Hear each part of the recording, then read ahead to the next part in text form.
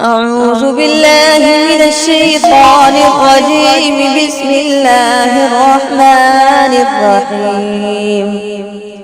وإذا طلقتم النساء فبلغن أجلهن فلا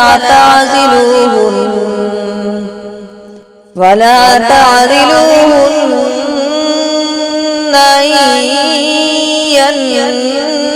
ينكحن أزواجهن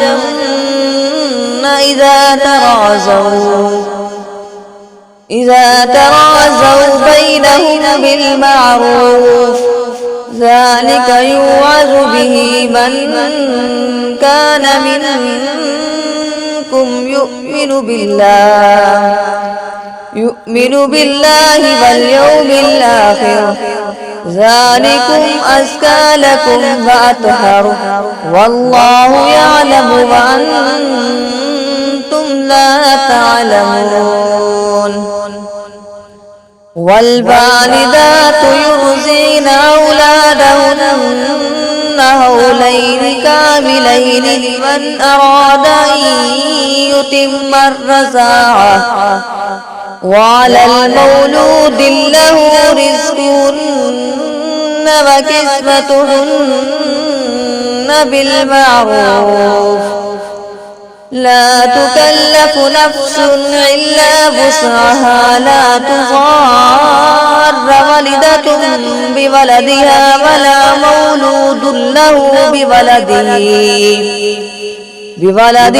وعلى الوارث مثل ذلك فإن أراد فصالا عن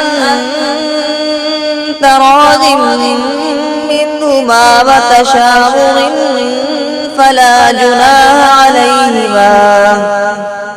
وإن أردتم أن تسترضعوا أولادكم فلا جناح عليكم إذا سلمتم